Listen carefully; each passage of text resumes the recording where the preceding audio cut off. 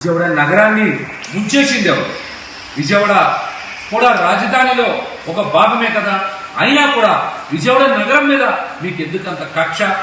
బుడమేరుని మోసం చేసి దారి మళ్లించి విజయవాడ నగరాన్ని బుడమేరు ముంచెత్తేలా చేసి బడుగుల జీవితాల్ని చిన్నాభిన్నం చేసి వారి ఆర్థిక పరిస్థితిని కోలుకోలేనంతగా దెబ్బతీయడానికి కారణం మీ కళని నిజం చేసుకోవడానిక?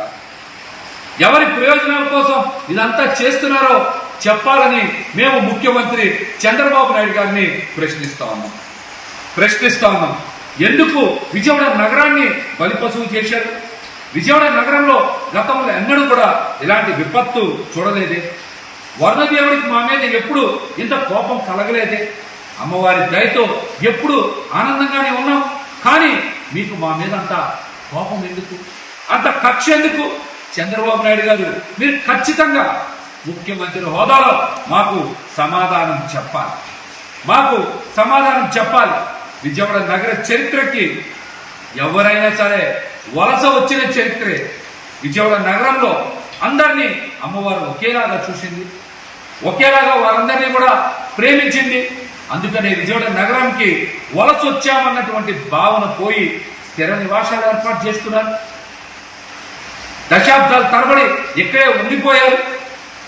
కానీ ఈ రోజున సొంతూరును గుర్తు తెచ్చుకొని విజయవాడ నగరం నుంచి వలసలు ఇతర ప్రాంతాలకి వాళ్ళ స్వస్థలాలకి వెళ్ళిపోతున్నారంటే ఈ ఘోర సంఘటనని మేము చూడలేకపోతాం. మా బాధని వ్యక్తం చెయ్యలేకపోతా ఉన్నాం. ఎందుకు ఇంత దుర్మార్గం చేశారు?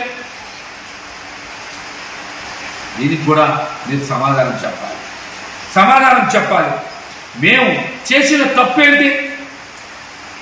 విజయవాడ నగర ప్రజలు చేసిన తప్పేంటి? ఏదో ఒక రోజు మీ విపరీతమైనటువంటి తెలివితేటలతో హైదరాబాద్ కూడా మీరు సముద్రాన్ని తీసుకెళ్ళిన ఆశ్చర్యపోకర్లా. ఎందుకంటే మీకు తోడొచ్చేటువంటి యోధులైన నాయకులు ఉన్నారు. వాళ్ళకి ఆర్టిఫిషియల్ ఇంటెలిజెన్స్ టెక్నాలజీ మీద కూడా బాగా పట్టుంది. అట్లాంటి నాయకుల మద్దతు ఉన్న మీరు ఖచ్చితంగా ఏదో ఒక రోజు హైదరాబాద్కి సముద్రాన్ని కూడా ఖచ్చితంగా తీసుకెళ్లేటువంటి సమర్థత ఉందని నేనైతే అనుకుంటా ఉన్నా. విజయవాడ నగరంలో ముంపు గురవడానికి కూటమి ప్రభుత్వమే కారణమని, ఈ విపత్తుకి నిర్లక్ష్యమే కారణమని ఈ రోజున ఈనాడు పేపర్లో 14వ పేజీలో చాలా పెద్ద ఆర్టికల్ రాశారు.